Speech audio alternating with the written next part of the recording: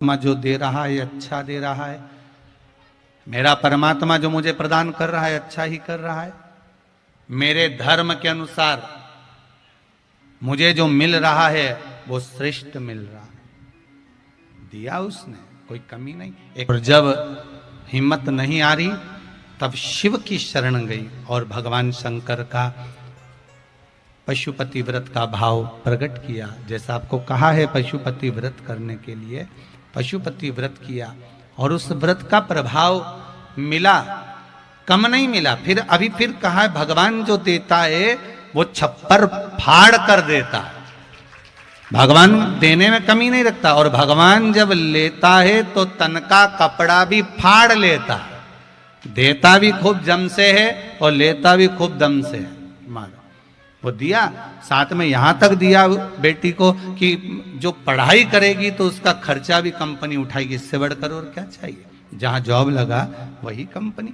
तो ये शिव कृपा बिना नहीं हो सकता। आपका विश्वास प्रबल होना चाहिए, आपका भरोसा दृढ़ता प्रबल होना चाहिए। जब विश्वास और दृढ़ता प्रबल हो जाए तो जीवन का क्यों ना सुख मिले। आप उस भक्ति की ओर बढ़ो तो आप शंकर भगवान की भक्ति करना रहे, मिलेंगे अपने आसपास वाले, पड़ोस वाले, परिवार वाले, कुटुंब वाले सब मिलेंगे। कोई कहेगा कि कहाँ भजन में डूबे हुए, कोई कहेगा कहाँ शंकर जी के मंदिर जा रहे हो, तुम तो इतने पढ़े लिखे होकर कहाँ ढोंग प्रपंच में फंसे हुए हो। पर दुनिया के लोग आपको भरमाएंगे, दुनिया के लोग आपको भटकाएंगे, दुनिया के लोग आपसे कहेंगे कहाँ शंकर जी के भजन में, कहाँ लोटा भर के पानी चढ़ाना, कहाँ शिव जी का स्मरण करना, भटकाएंगे। पर यदि दृढ़ भक्ति है, विश्वास अगर प्रबल है, भक्ति अगर प्रबल है तो आपको दृढ़ी बनकर शंकर को पकड़ कर रखना है तो शंकर भी आपको छोड़ेगा नहीं। फिर शिव नहीं छोड़ेगा।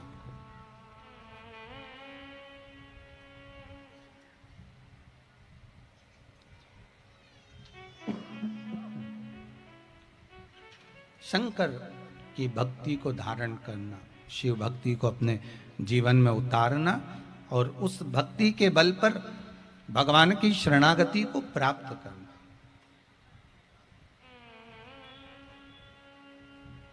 खूब समझाया रुक्मणी जी को। रुक्मणी जी फिर भी 8 वर्ष के बाद माता रुक्मणी को समझ में आया कि भगवान जो करता है सब अच्छा करता है।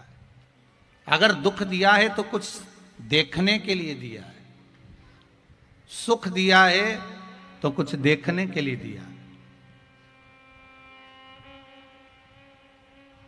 दोनों मिले हमें देखने के लिए।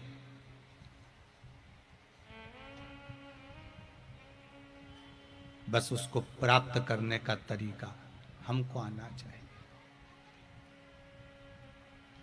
हम अच्छा देखें ना।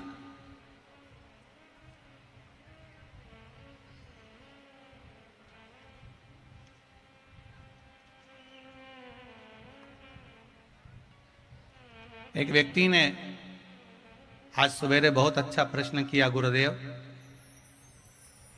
आप सब बड़े बड़े शहरों में कथा करने जाते हो, शेर घाटी आए हो, छोटा सा कस्बा, छोटा सा गांव जैसा है, छोटा सा है, कैसा लगा आपको? हमने कहा बहुत जोरदार है, यहाँ जितने मिलते हैं सब शेर ही मिलते हैं। शेर घाटी में और है क्या? सब शेर ही हैं। और भगवान की कृपा है सबसे बड़ी शेर घाटी पर कि देवाधिदेव महादेव शंकर भगवान इस शेर घाटी के चारों तरफ शिव मंदिर हैं। सबसे बड़ी कृपा ये है। और शेर घाटी चारों तरफ नदी है, एक टापू पर ये शेर घाटी बसा हुआ है। समझ लो शिव जी इसको बसा कर, बहुत सुंदर है। और हम एक बात और कहने में पीछे नहीं हटेंगे इस शेर घाटी के लिए, दिलीप जी कहने में पीछे नहीं हटेंगे कि भारत का विकास अगर देखना है तो बड़े बड़े शहरों में जाकर देखिए कि भारत ने कितना विकास करा है। और भारत का इस भारत की भूमि का अगर भाव देखना है तो छोटे छोटे गांव में जाकर देखिए कि भाव किसको कहते हैं। विकास शहरों में देखना और भाव गांव में देखना।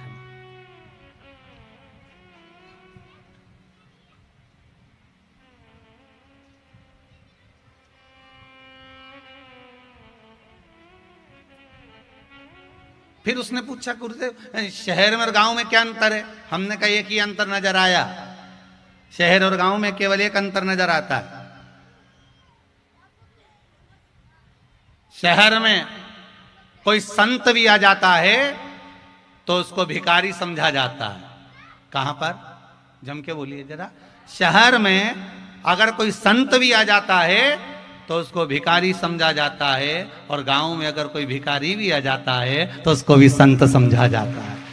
यह शहर और गांव का एक अंतर है कि अगर साधारण से साधारण एक मानव भी, एक सहजता साधारण सा एक भिक्षुक भी छोटे से गांव में आ जाए तो कहेंगे बाबा आए हैं साहब, बाबा आए हैं साहब, बाबा आए हैं, संत आए, गुरुजन आए, साधुजन आए, ब्राह्मण जन आए हैं, सात्विक संत आए हैं। हमारे भीतर एक भाव उमड़ जाता है, हमारे भीतर एक भाव प्रकट हो जाता है।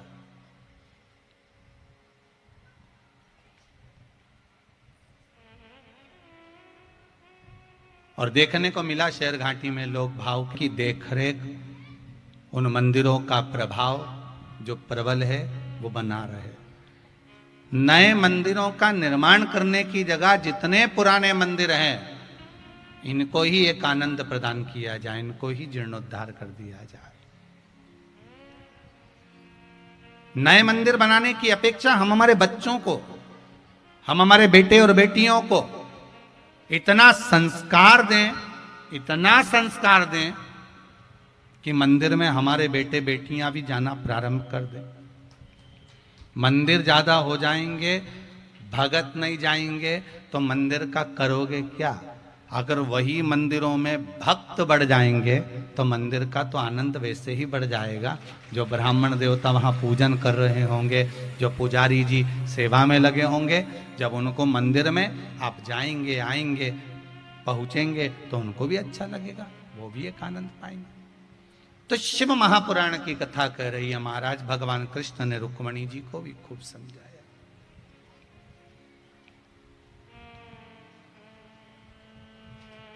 जब दुख की घड़ी आती है, जब दुख तुम्हारे सामने खड़ा होता है, तब समझाने वाले बहुत आकर खड़े होते हैं। बोलो सही है कि गलत है? मोहल्ले के लोग, परिवार के लोग, ये हमारे यहाँ की रीति रही है। ये हमारे हिंदू धर्म की क्या, संपूर्ण विश्व में जितने भी धर्म होंगे सारे धर्मों की रीति है कि दुख यदि आपको आया तो आपके मोहल्ले के लोग आपको समझाएंगे, क्यों रो रही है, अब क्या होगा, अब तो हो गया जो होना था, अब तो शांति रख लो, अब भगवान का भजन करो, अब क्या रखा है संसार में, अब जो होना था वो तो हो गया। लोग ऐसा ज्ञान देते हैं, समझाते हैं और समझाने के बाद चले जाते हैं। समय की घड़ी किसकी नहीं आती? जब उसके यहाँ दुख आता है तो जो आपको समझा रहा था, अब अगर उसके यहाँ तकलीफ आती है तो आपको जाकर समझाना पड़ता। पर आपके समझाने से व्यक्ति समझ जाता है क्या? आपके समझाने से व्यक्ति समझ जाएगा क्या? दुख की घड़ी में किसी के समझाने से कोई नहीं समझता। दुख की घड़ी में केवल एक समझाने वाला होता है, वो मेरा देवाधिदेव महादेव होता है, जो सामने खड़े होकर समझा देता है। अगर वो देवाधिदेव महादेव नहीं होता, अगर मेरा शंभू, मेरा शंकर इस दुख की घड़ी में समझाने वाला नहीं होता, तो शायद दुनिया के लोग जिनको खो देते हैं उनको भूल नहीं पाते। अगर समझाने वाला शिव ना होता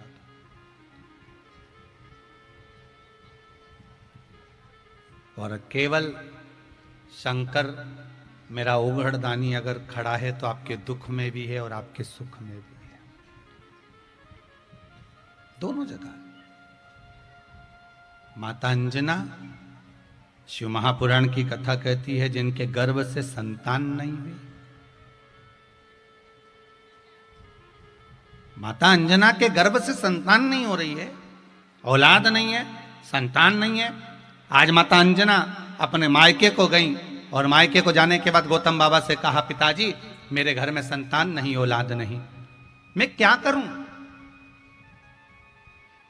शिव महापुराण की कथा कहती है, सारे संसार में जाकर सबके आगे हाथ जोड़ लो, प्रणाम कर लो, नमन कर लो, वो अपनी बात है। पर जब संपूर्ण जगत में जाकर आपने कह दिया, निवेदन कर दिया, विनती कर दी और जा जाकर कह दिया, और उसके बाद भी अगर तुम्हारा कोई कार्य नहीं हो रहा तो फिर अब किसी के पास जाकर मत कहना। अब तुम्हारे हृदय में जो शंकर बैठा हुआ है उस शिव को प्रकट करना, अपने हृदय से बाहर निकालना शंकर को, और उससे अपने दिल की बात कहना। ये बात हम बार बार पहले भी कह चुके हैं, जिस मंदिर में कोई ना जाए उस मंदिर में तुम जाओ। जहां शंकर एकांत में बैठे मिल जाएं, वहां थोड़ी देर बैठकर उससे दिल की बात कर लो। हम तो यहां तक कहेंगे कि आप 4 व्हीलर गाड़ी लेकर जा रहे हो, भले कथा सुनने आ रहे हो, या यहां से अपने घर जा रहे हो, या आप अपनी बहन के घर, भाई के घर, माए के, ससुराल, कहीं पर भी जा रहे हो, आपके साथ में आपका पति है, आपके साथ में आपके रिश्तेदार हैं, कहीं एकांत में कहीं शिव जी का मंदिर मिल जाए, रोड पर चलते चलते एकांत में कहीं शंकर अकेले मिल जाए, थोड़ी देर गाड़ी रुकवा लेना, अपनी गाड़ी को रुकवा कर कहना, जरा रोको, मुझे शंकर जी से बात करना है। बहुत दिनों बाद तो अकेले दिख रहे हैं, बैठे हुए मिल गए हैं, और शिव जी के पास जाकर अपने दिल की बात कहना। उससे कहना, बाबा जा रही थी यहां से, आप मिल गए रास्ते में, सोचा थोड़ी देर बैठकर बहन के यहां भी तो गप्पे मारूंगी, अपने भाई के यहां भी जाऊंगी तो थोड़ी बहुत बात करूंगी, और इतने दिनों के बाद आप अकेले मिले हो तो क्यों ना आपसे बात कर लूं। और देवादिदेव महादेव के पास बैठकर अपने दिल की 2 बात कहकर चले जाना। मुझे विश्वास है दूसरी बार तुम अपनी जब बहन या भाई के यहाँ जा रहे होगे तो शंकर की याद जरूर आएगी और कहोगे मैं तुम्हें कहकर गई थी और तुमने मेरा काम कर दिया। वो शंकर तुरंत कर देगा। आप अपने हृदय की बात, अपने दिल की बात, अपने चित्त की बात, अपने मन की बात शंकर से कहो तो, अपने दिल की बात, अपने हृदय की बात शिव से बोलो तो। हम सारे संसार से कह देते हैं कि यह काम वो करेगा, वो करेगा, वो करेगा, वो करेगा।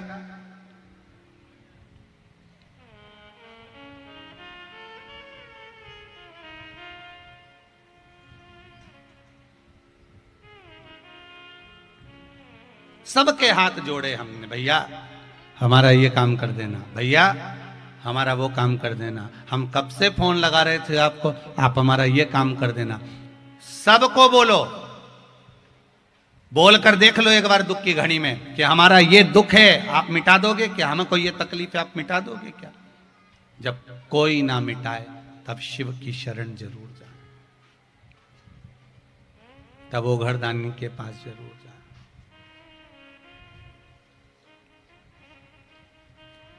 हम अपने कर्म से वंचित ना हो। एक बेटा बेटी माँ बाप की नहीं सुनते तो माँ बाप का मन दुखता है कि नहीं दुखता? अरे बोलो, जम के बोलो जरा, दुखे कि नहीं दुखे? दुखे ना। अगर बेटा बेटी नहीं पूछें, बेटा बेटी नहीं माने, बेटा बेटी को समझाया, कहा, उसके बाद भी अगर बेटा बेटी नहीं मानते, नहीं पूछते तो माता पिता का मन दुखता है। माता पिता का हृदय रोता है। हम भी तो उस परमात्मा की औलाद हैं, हम भी तो उस देवाधिदेव महादेव की औलाद हैं। माता के गर्भ से जब जन्म दिया था, दोनों मुष्टिकाएं बंद थी, दोनों मुष्टिकाएं बंद। प्रतिज्ञा करी थी, मां के गर्भ से बाहर निकाल दो, मैं तुम्हारा भजन करूंगा, भजन करूंगा, भजन करूंगा। और माता के गर्भ से जब बाहर निकले, मैं तो भोजन करूंगा, भोजन करूंगा, भोजन करूंगा। भजन तो गायब हो गया, भोजन में लग गए। भगवान को भी कितना दुख होता होगा कि प्रतिज्ञा कर कर गया था, मैंने सोचा था क्या करेगा, जाकर मेरा नाम लेगा, भजन करेगा, कीर्तन करेगा, स्मरण करेगा, संकीर्तन करेगा, नाम जाप करेगा। पर भगवान को क्या मालूम था कि मृत्यु लोक में जाकर भटक जाएगा, मार्ग से विच्छिन्न हो जाएगा। कहीं कहा था भजन करना, लग गया भोजन में। कहा था सत्संग में चले जाना, लग गया फिल्म में। भगवान भी तो सोचेंगे। एक बेटा माता पिता के कहने पर नहीं चलता तो बेटा, जब माता पिता के कहने पर नहीं चलता तो माता पिता का मन दुखता है। और भक्त एक सांसारिक मनुष्य जब मेरे देव अधिदेव महादेव के कहने पर नहीं चलता तो महादेव का भी मन दुखता है कि मैं बैठा हूं तो क्यों चिंता करे तू। जब मैं बैठा हूं तो चिंता करने की क्या जरूरत है, जब मैं बैठा हूं तो चिंता किस बात की।